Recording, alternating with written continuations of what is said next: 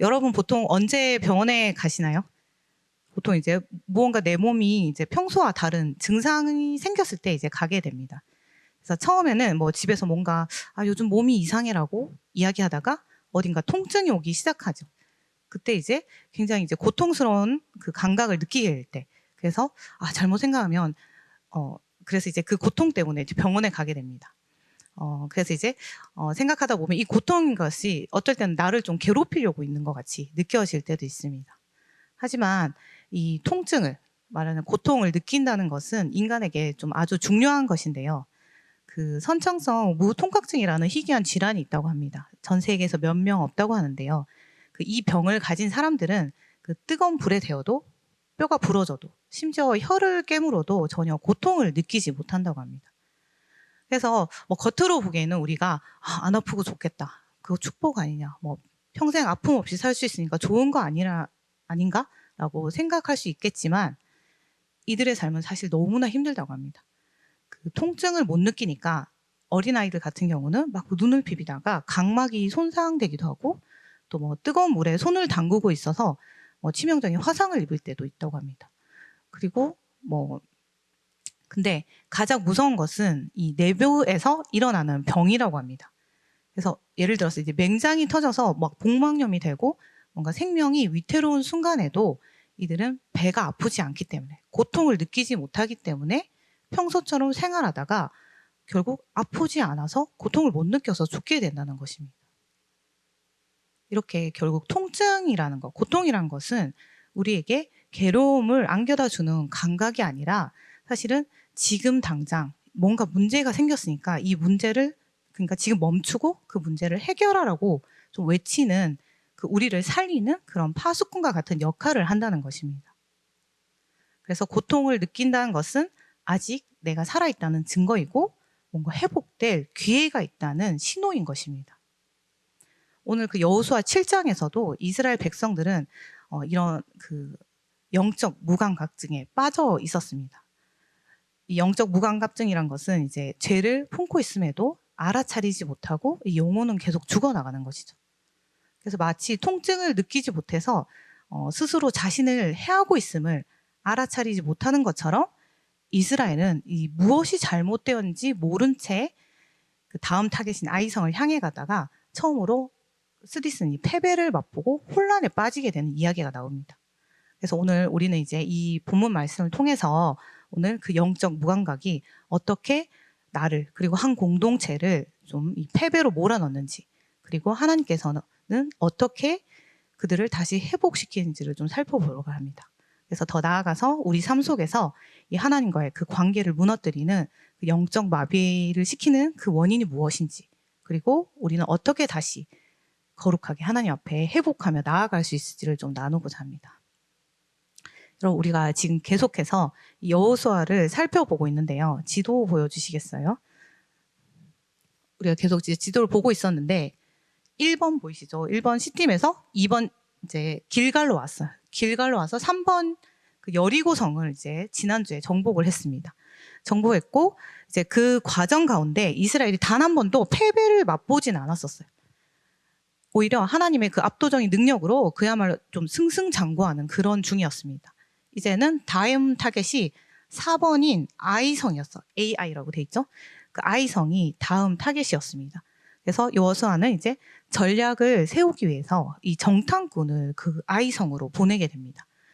그런데 이 돌아온 정탐꾼들이 여호수아에게 이렇게 보고하는 것입니다. 3절 말씀 같이 읽을게요. 함께 보겠습니다. 여호수아에게 돌아와 그에게 이르되 백성을 다 올라가게 하지 말고 2-3천 명만 올라가서 아이를 치게 하소서. 그들은 소수이니 모든 백성을 그리로 보내어 수고롭게 하지 마소서 하므로. 이 정탐꾼들이 아이성에 직접 가보니까 이 여리고성에 비하면 아무것도 아니었다는 거예요. 사람도 몇 안 되는데 굳이 뭐 다 갈 필요가 없을 것 같아. 한 2-3천 명만 끌고 가서 얼른 그 전쟁을 끝내고 오자. 뭐 이런 식이었던 것입니다. 근데 여러분, 이들의 보고 어디에도 뭐 하나님께서 말씀하셨다는 대목은 사실 전혀 없었습니다. 사실 이스라엘은 불과 얼마 전까지만 해도 이 놀라운 기적을 계속 경험하고 있었음에도 불구하고 어느새 그 하나님의 뜻을 묻는 법을 잊어버린 거죠. 그래서 그 대신 자신들의 그 경험과 지혜 그리고 눈에 보이는 계산을 또 따르기 시작한 것입니다. 근데 아마 그 의도적으로 하나님을 무시하려고 했던 건 아닐 거예요. 하지만 자신들도 모르는 사이에 이 여리고의 승리에 취해버린 거죠. 이 정도는 이제 우리끼리도 충분하다는 그 자만이 하나님을 잊게 만든 것입니다. 그래서 결국 여호수아도 이 정탐꾼들의 말에 동의해서 이제 3,000명 정도의 군사만 보내게 됩니다. 그런데 여기서 전혀 예상치 못한 결과가 나타나게 되는 것입니다. 4절에서 5절 말씀 함께 읽을게요. 같이 읽겠습니다. 백성 중 3,000명 중 그리로 올라갔다가 아이 사람 앞에서 도망하니 아이 사람이 그들을 36명쯤 쳐 죽이고 성문 앞에서부터 스바림까지 쫓아가 내려가는 비탈에서 쳤으므로 백성이 마음이 녹아 물같이 된지라. 아니 너무나 쉽게 그 끝날 줄 알았던 이 전쟁에서 이스라엘이 처참하게 패배하고 만 것입니다. 그리고 그들은 막 동료들이 죽어나가는 그런 현장에서 수치스럽게 도망쳐야만 했습니다. 그래서 이 처참한 상황을 오늘 말씀에서는 이스라엘 백성의 마음이 녹아서 물같이 되었다고 표현하고 있습니다. 사실 이 표현은 그 여호수아 2장과 5장에서도 이스라엘을 두려워하던 그 가나안 사람들이 느꼈던 두려움을 묘사할 때 쓰였는데요. 그런데 이제는 상황이 완전히 역정되어서 이스라엘이 그 두려움에 떨고 있는 것입니다. 하나님을 떠나서 우리끼리를 선택한 그 자리에 약속의 평강은 사라지고 이 두려움이 자리 잡고 만 것이죠. 그런데 여러분, 이 이스라엘 입장에서는 좀 이해할 수 없는 이 절망적인 순간이었어요. 이 상황이. 그런데 그때 우리가 좀 지금 주목해야 될 것은 여호수아의 행동이었습니다. 그는 이 처참한 패배 앞에서 이 당황스러운 이 현실 앞에서 새로운 전략을 짜거나 아니면 이 실패의 원인을 그 보고한 정탐꾼들, 다른 사람에게서 찾고 탓하려 하지 않았습니다. 어떻게 보면 정탐꾼들을 몰아세울 수도 있잖아요. 너희가 그렇게 이야기하지 않았냐. 하지만 대신 여호수아는 그 이스라엘의 장로들과 함께 하나님 앞에 엎드렸습니다. 6절에서 9절 말씀 같이 읽을게요. 같이 읽겠습니다. 여호수아가 옷을 찢고 이스라엘 장로들과 함께 여호와의 궤 앞에서 땅에 엎드려 머리에 티끌을 뒤집어 쓰고 저물도록 있다가 이르되 슬프도소이다. 주 여호와여 어찌하여 이 백성을 인도하여 요단을 건너게 하시고 우리를 아모리 사람의 손에 넘겨 멸망시키려 하셨나이까. 우리가 요단 저쪽을 만족하게 여겨 거주하였다면 좋을 뻔하였나이다. 주여 이스라엘이 그의 원수들 앞에서 돌아섰으니 내가 무슨 말을 하오리까. 가나안 사람과 이 땅의 모든 사람들이 듣고 우리를 둘러싸고 우리 이름을 세상에서 끊으리니 주의 크신 이름을 위하여 어떻게 하시려 하나이까 하니. 여러분 지금 여호수아가 하나님 앞에 엎드려서 뭐라고 하고 있나요? 보통 우리가 흔히 생각하는 그런 거룩한 기도가 아니었습니다. 또는 뭐 하나님 도와주세요 뭐 이런 기도를 하고 있지도 않았어요. 오히려 어떻게 보면 하나님의 그 신실하심을 의심하고 좀 원망하는 듯한, 그래서 옷을 찢으면서 아주 처절하게 외치고 있는 거예요. 아니 왜 우리를 여기까지 데려와 또 죽이려 하십니까? 차라리 요단 저쪽에 있는 게 나을 뻔했다는 거예요. 여러분 여호수아 입장에서는 지금 상황이 엄청나게 혼란스러울 수밖에 사실은 없었습니다. 그 하나님이 여호수아서 초반에 하신 약속들을 기억하시나요?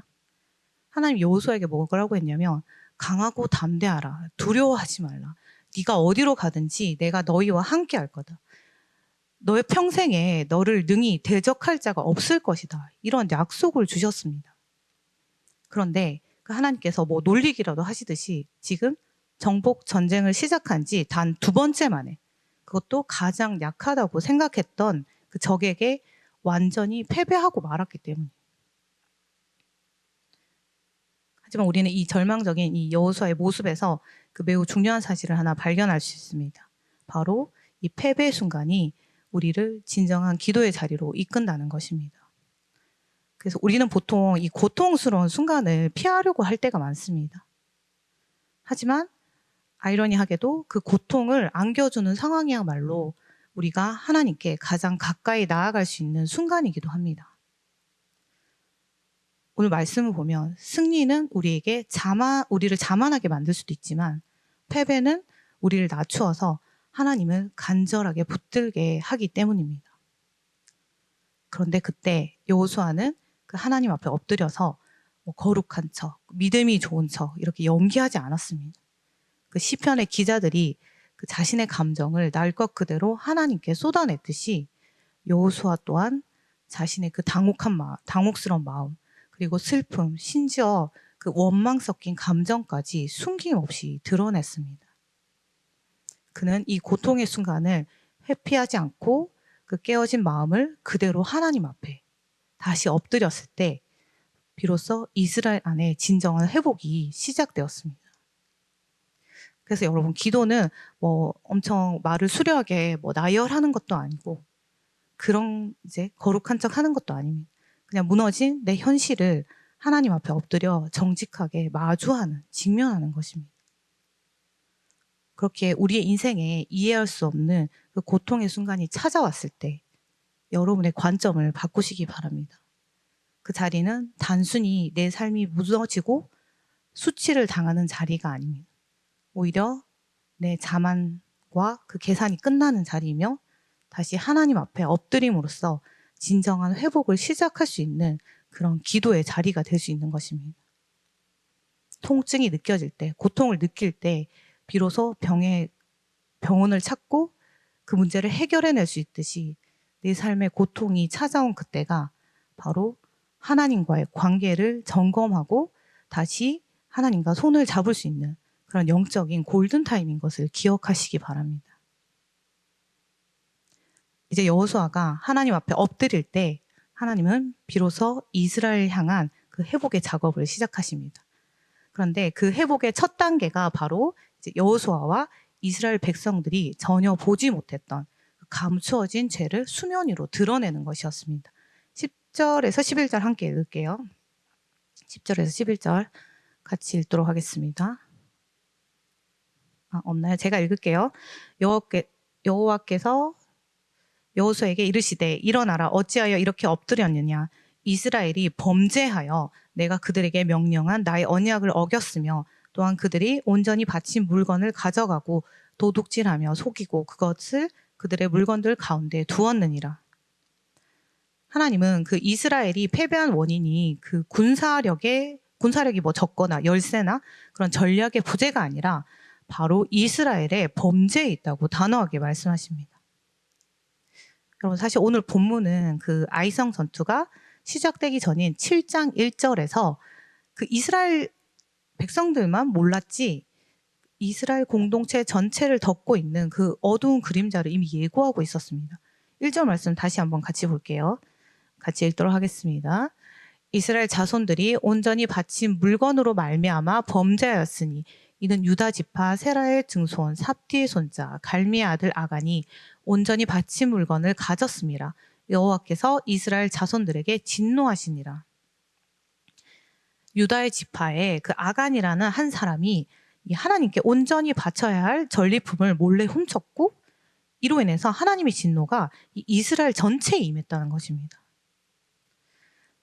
이 앞에서 우리가 이제 여리고성을 정복했는데 그 본문 뒤에 나온 게 여리고성은 그 가나안 정복의 첫 열매였기 때문에 이제 하나님이 그곳의 모든 것은 하나님께 온전히 드려져야 된다고 했습니다. 그래서 이제 백성들 역시 그렇게 하겠다고 맹세를 했었습니다. 하지만 그럼에도 불구하고 아간이 자신의 그 욕심, 탐심에 눈이 멀어서 그 약속을 깨뜨리고 만 것입니다. 그리고 이미 하나님은 6장 7, 8절에서 뭐라고 했냐면 너희는 온전히 바치고 그 바친 것 중에서 어떤 것이든지 취하여 너희가 이스라엘 진영으로 바치는 것이 되게 하여 고통을 당하게 되지 아니하도록 하라고 말씀하시면서 분명히 경고하셨습니다. 이렇게 하나님은 죄의 대가가 공동체의 고통으로 이어질 것임을 분명히 말씀하고 계셨던 것입니다. 그래서 그렇지만 그래도 여기서 의아한 것은 이제 아간이라는 개인이 죄를 저질렀으면 그냥 그 한 사람만 벌하시면 되는데 왜 하나님은 이 범죄를 한 개인의 사생활로 끝내지 않으신 걸까요? 1절과 11절 같이 다시 한번 볼게요. 1절에 보면 이제 아간이 온전히 바친 물건을 가졌습니다. 그러면서 여호와께서 이스라엘 자손들에게 진노하시니라. 그리고 11절에도 이스라엘이 범죄하여라고 계속 이제 아간 한 사람이 훔쳤지만 하나님은 이스라엘 즉 공동체가 범죄하였다고 계속 말하고 있는 거예요. 사실 이것은 죄가 가진 아주 무섭고도 독특한 특성을 잘 보여주고 있는 것입니다. 죄는 결코 이 개인의 영역에만 머물지 않는다는 것이. 리더였던 여호수아도 가장 가까운 이웃들도 전혀 몰랐던 이 은밀한 죄였지만 하나님은 이미 공동체 전체를 오염시키고 있음을 지적하셨던 것입니다. 여러분 그 흰개미에 대해서 아시나요? 흰개미가 집에서 발견되면 뉴스에 나올 정도로 엄청 위협적인 존재로 여겨지는데요. 그 이유는 이제 그들이 나무를 보통 갉아먹는데 가구 같은 거 이제 아니면 나무로 지은 집을 갉아먹는데 갉아먹을 때 겉면은 건드리지 않습니다. 흰개미들은 이제 빛을 싫어해서 나무의 이 단단한 껍질 바깥은 그대로 둔 채 이제 보이지 않는 안쪽만 이렇게 집요하게 파먹어 들어간다고 합니다. 그래서 밖에서 보면 기둥은 여전히 거대하고 튼튼해 보이고 막 손으로 들여봐도 아무 문제가 없어 보입니다. 하지만 그 속은 이미 푸석푸석 먼지만 남은 채 텅 비어가고 있다는 것이. 그래서 흰개미가 지나간 그 기둥은 어느 날 갑자기 무너진다는 것입니다. 그럼 사람들이 당황하고 놀라죠. 아니 이렇게 튼튼한 기둥이 왜 갑자기 무너진 건가? 하지만 그것은 갑작스러운 사고가 아니라 오래전부터 안에서부터 은밀하게 시작된 그 붕괴의 결과였다는 것입니다. 죄도 마찬가지인 것입니다. 나 하나쯤이야, 뭐 이 정도쯤이야 하며 내 인생의 장막 밑에 숨겨둔 은밀한 죄들은 우리의 영혼을 안에서부터 야금야금 갉아먹기 시작한다는 것입니다. 그런데 기둥 하나만 갉아먹는 것이 아니라 여러분 기둥 하나가 무너지면 집 전체가 무너질 수 있는 것입니다. 그 사실 아간이 엄청 많은 물건을 그리고 뭐 대단한 물건을 훔친 건 아니었어요. 훔친 게 아름다운 외투 한 벌과 약간의 그 금은 보화였다고 써져 있습니다. 그리고 심지어 그것을 들킬까봐 사용하지도 못한 채 이 장막 및 그 땅 속에 묻어두고 있었습니다. 하지만 중요한 것은 이 양이 아니라 하나님의 말씀을 가볍게 여긴 불순종이었습니다. 왜냐하면 하나님은 죄와 함께 하실 수 없습니다. 그러니 여러분이 죄라는 것이 그 얼마나 허무하고 비참한 결과를 가져오나요? 아간은 그 자신에게 사실 아무짝에도 쓸모없게 묻어둘 그 허무한 물건을 위해서 하나님과 함께함, 동행이라는 엄청난 가치를 바꿔버린 거예요. 팔아버린 것입니다. 그리고 이 하나님이 빠진 전쟁은 처참한 패배만 가져올 뿐이었던 거죠. 우리가 그래서 진실하게 여호수아처럼 하나님 앞에 엎드려 기도할 때 하나님은 바로 우리 마음속 깊은 곳에 숨겨둔 그 아간의 외투를 발견하게 하십니다. 왜냐하면 죄는 은밀하게 나의 삶을 파괴시킬 뿐만 아니라 내가 사랑하는 공동체와 가족들까지 한꺼번에 무너뜨리는 그런 암적인 존재이기 때문입니다. 그렇게 하나님은 지금도 엎드려 울고 있는 여호수아에게 위로 대신에 단호한 명령을 내리십니다. 12절에서 13절 함께 읽을게요. 자막 보여주시겠어요? 12절에서 13절. 여기서 이제 그 밑줄 친 걸 보면 그 온전히 바친 물건을 너희 중에서 멸하지 아니하면 내가 다시는 너희와 함께 있지 아니하리라. 그리고 13절에서도 거룩하게 하여 이르기를 너희는 내일을 위하여 스스로 거룩하게 하라. 그 온전히 바친 물건을 너희 가운데서 제하기까지는 내 원수들 앞에 능히 맞서지 못하리라. 하나님께서 이 죄를 드러내시고 여호수아에게 내리신 결론은 명확했어요. 일어나서 일어나서 그 죄를 완전히 제거하라는 것입니다. 그렇지 않으면 내가 다시는 너희와 함께 하지 않는다는 거예요. 여러분 죄는 아무도 보지 않았다고 묻어두거나 뭐 시간이 해결해 주겠지 하며 방치해서는 결코 안 되는 것입니다. 만약 여러분의 소중한 방 안에 오물이 잔뜩 쏟아져 있는데 그것을 보고도 당장 치우지 않을 사람이 있을까요? 아무도 없을 것입니다. 왜냐하면 치우지 않고 내버려 두면 어떤 일이 벌어질지 너무나 잘 알기 때문입니다. 처음엔 악취가 나겠죠. 진동할 것이고 시간이 지나면 그게 더 썩기 시작하고 그 더 지독한 냄새 때문에 더 이상 그 방에 살 수 없게 되는 거죠. 그리고 뭐 그 냄새를 억지로 참는다고 해도 방을 오갈 때마다 그 오물들을 밟게 될 것이고 내 발에 옷에 묻어서 방뿐만이 아니라 온 집안을 더럽힐 것입니다. 온갖 벌레가 들끓고 결국 그 방도 그 집 전체도 사용할 수 없게 되는 거죠. 그리고 그 오물이 묻은 나 자신조차도 누군가와 함께 할 수 없는 상태가 됩니다. 아무도 악취가 나는 사람과 함께 하기 힘듭니다. 이것이 바로 죄의 본질입니다. 죄는 단순히 잘못된 행동 하나로 끝나지 않는다는 거예요. 영적인 전염병이고 우리의 영혼을 마비시키는 치명적인 오물인 것입니다. 그렇게 하나님은 거룩하신 분이기에 이 더러운 오물을 품은 채로는 결코 우리와 함께 앞으로 나아가실 수 없는 것입니다. 그런데 이제 많은 사람들이 죄를 짓게 되면 하나님께 혼나면 어떡하지? 벌 받으면 어떡하지? 하고 또 두려움에 사로잡히기 쉽습니다. 근데 여러분, 하나님께서 죄를 보여주시고 그것을 제거하라고 말씀하시는 진짜 이유는 우리를 심판하기 위해서가 아닙니다. 바로 우리와 함께 하기 위해서입니다. 하나님께서 인간을 창조하신 목적은 우리가 말을 잘 듣거나 뭐 안 듣거나 안 듣나 이렇게 감시하면서 상 주고 벌 주고 막 그런 자리에 있기 위함이 아니었습니다. 우리와 사랑을 나누고 우리의 인생의 걸음을 함께 걷는 동행자가 되기 위함이옵니다. 근데 이제 이스라엘이 이제 들어가야 할 이 가나안 땅은 사실 온갖 음란과 탐욕 그리고 우상 숭배라는 이 영적인 오물이 가득한 곳입니다. 근데 만약 이스라엘이 아간의 죄를 품은 채 그곳에 들어간다면 어떻게 될까요? 쟤도 숨겼는데 나도 들키지 않지 않을까? 서로 이제 나 하나쯤이야. 내 마음대로 해도 괜찮겠지란 이런 안일한 마음으로 그곳에 들어간다면 그들은 가나안을 정복하는 것이 아니라 가나안의 죄에 휩쓸려 무너지고 말 것입니다. 하나님과 더욱더 멀어지겠죠. 그렇기에 하나님께서 아이 성회에서의 이 패배를 허락하신 것은 이스라엘을 미워해서가 아닙니다. 그냥 단순히 벌을 주시기 위해서가 아닙니다. 그들이 가나안이라는 이 거대한 죄의 바다에서 휩쓸려 죽지 않도록 미리 거룩한 백성으로 준비시키기 위함이었습니다. 그래서 즉시 죄를 제거하라는 이 명령은 우리를 살리려는 하나님의 간절한 사랑의 표현인 것입니다. 그렇기에 그 사랑이 그게 다랬기에 하나님이 우리의 죄를 해결하시기 위해 씻기 위해 그 유일한 아들인 예수 그리스도까지 이 땅에 보내신 것입니다. 여호수아 7장 10절에서 하나님께서 여호수아에게 이렇게 말합니다. 어찌하여 이렇게 엎드렸느냐? 일어나라.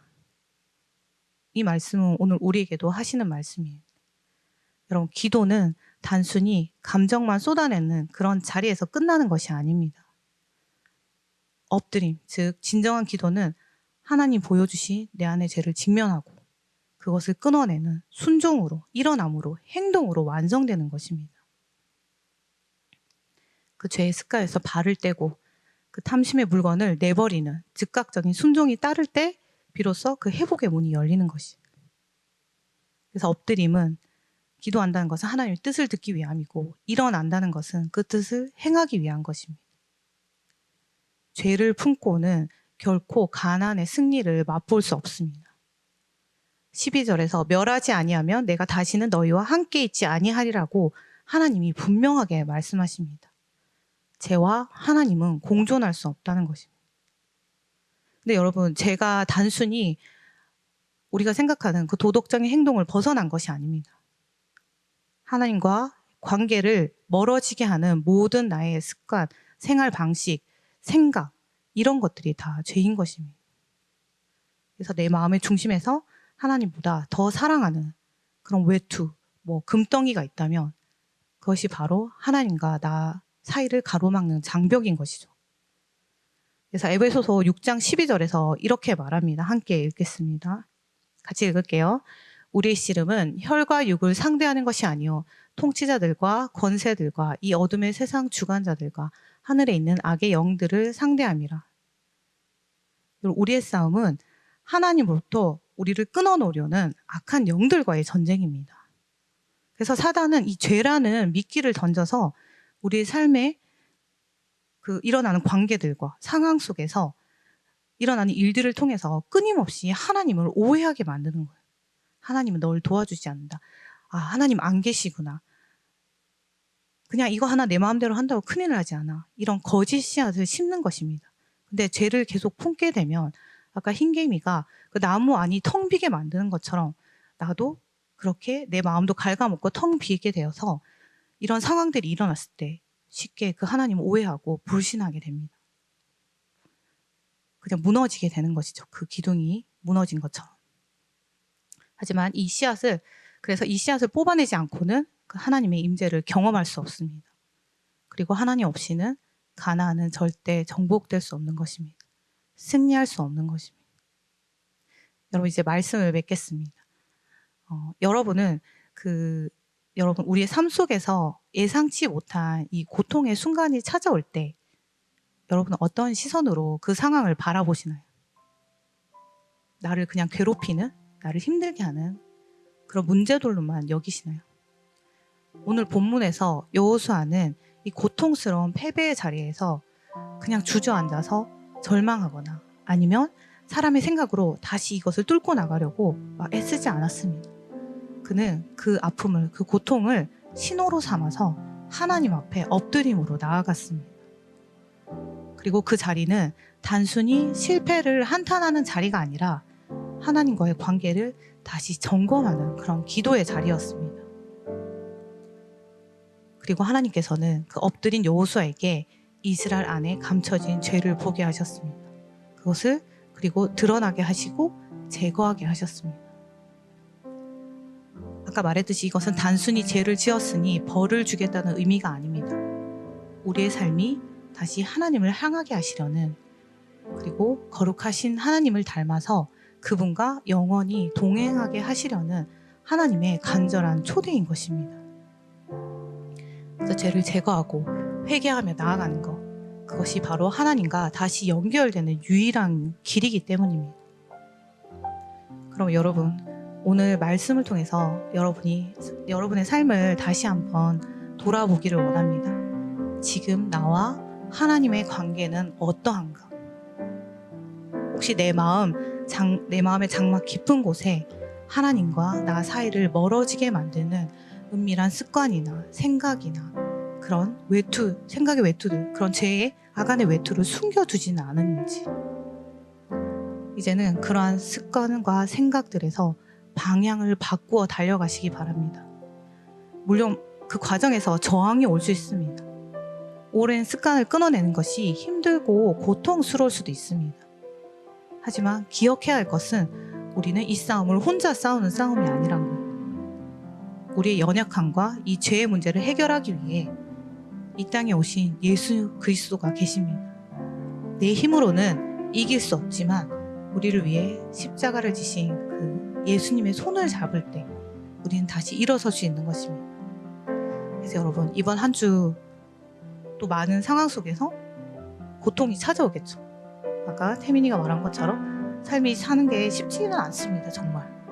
하지만 그 고통이 찾아올 때마다 그 자리를 기도의 자리로 바꾸시기 바랍니다. 그리고 우리 마음 깊은 곳에 숨겨둔 아간의 외투가 있다면 그것을 버리고 일어나시기 바랍니다. 그럴 때 하나님이 우리를 다시 세워 가실 것입니다.